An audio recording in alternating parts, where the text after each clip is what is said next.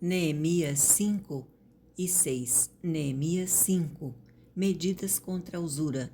Foi grande, porém, o clamor do povo e de suas mulheres contra os judeus, seus irmãos, porque havia os que diziam: somos muitos, nossos filhos e nossas filhas, que se nos dê trigo para que comamos e vivamos. Também houve os que diziam: as nossas terras, as nossas vinhas e as nossas casas hipotecamos para tomarmos trigo nesta fome. Houve ainda os que diziam: tomamos dinheiro emprestado até para o tributo do rei sobre as nossas terras e as nossas vinhas. No entanto, nós somos da mesma carne como eles, e nossos filhos são como bons os deles.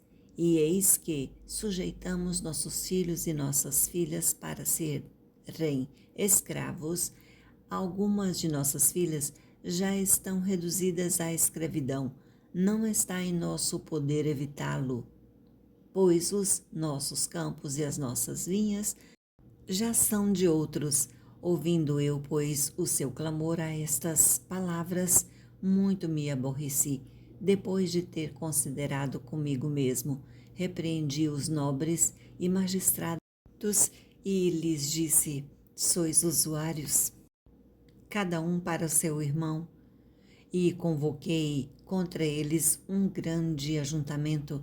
Disse-lhes: nós resgatamos os judeus, nossos irmãos que foram vendidos às gentes, segundo as nossas posses, e vós outra vez negociaríeis vossos irmãos para que sejam vendidos a nós? Então se calaram e não acharam o que responder. Disse mais: não é bom o que fazeis. Porventura, não devíeis andar no temor do nosso Deus por causa do opróbrio dos gentios e nossos inimigos? Também eu, meus irmãos e meus moços, lhes demos dinheiro emprestado e trigo, demos de mão a esse empréstimo. Restituí-lhes hoje, vos peço, as suas terras, as suas vinhas e os seus olivais e as suas casas, como também o centésimo do dinheiro do trigo, que do vinho e do azeite exigistes deles. Então responderam: restituí-lhes-emos e nada lhes pediremos. Faremos assim como dizes. Então chamei os sacerdotes e os fiz jurar que fariam segundo prometeram. O bom exemplo de Neemias também sacudi o meu regaço e disse: assim o faça Deus, sacuda de sua casa e de seu trabalho a todo homem que não cumprir esta promessa, seja sacudido e despojado. E toda a congregação respondeu: amém. E louvaram o Senhor, e o povo fez segundo a sua promessa, também desde o dia em que fui nomeado seu governador na terra de Judá, desde o 20º ano até o 32º ano do rei Artaxerxes, 12 anos, nem eu nem meus irmãos comemos o pão devido ao governador. Mas os primeiros governadores que foram antes de mim oprimiram o povo e lhe tomaram pão e vinho, além de 40 ciclos de prata, até os seus moços dominavam sobre o povo. Porém eu assim não fiz, pois causa do temor de Deus. Antes também na obra deste muro fiz reparação, e terra nenhuma compramos, e todos os meus moços se ajuntaram ali para a obra. Também 150 homens, dos judeus e dos magistrados, e os que vinham a nós, dentre as gentes que estavam ao nosso redor, eram meus hóspedes.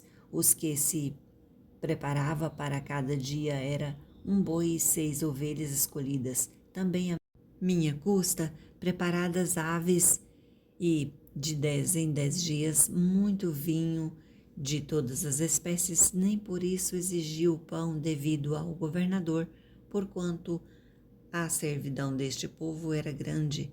Lembra-te de mim para o meu bem, ó meu Deus, e de tudo quanto fiz a este povo. Neemias 6. Os inimigos conspiraram para intimidar Neemias.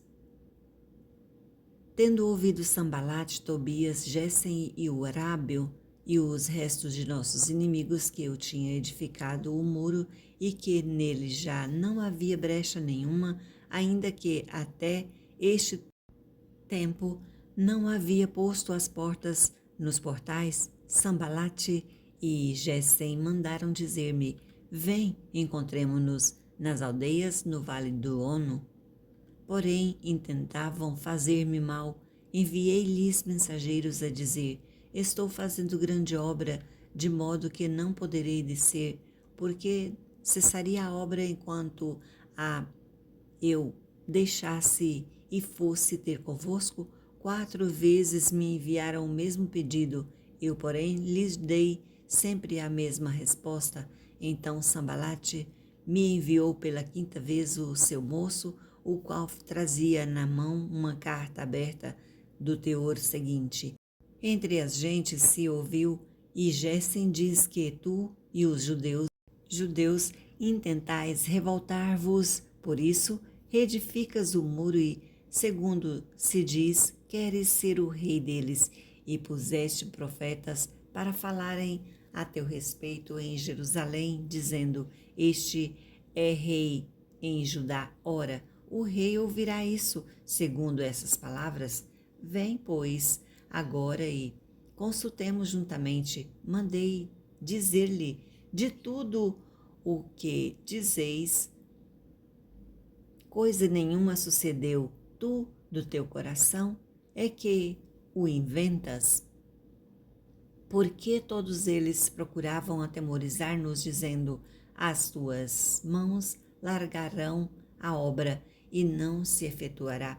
Agora, pois, ó Deus, fortalece as minhas mãos, tendo eu ido à casa de Semaías, filho de Delaías, filho de Meetabel, que estava encerrado, disse ele: vamos juntamente à casa de Deus, ao meio do templo, e fechamos as portas do templo, porque virão matar-te. Aliás, de noite virão matar-te. Porém, eu disse: homem, como eu fugiria? E quem há como eu que entre no templo para que viva? De maneira nenhuma entrarei. Então percebi que não era Deus quem o enviara. Tal profecia falou ele contra mim, porque Tobias e Sambalate o subornaram. Por isto, o subornaram para me atemorizar e para que eu assim viesse a proceder e a pecar, para que tivesse motivo de me infamar e me vituperassem.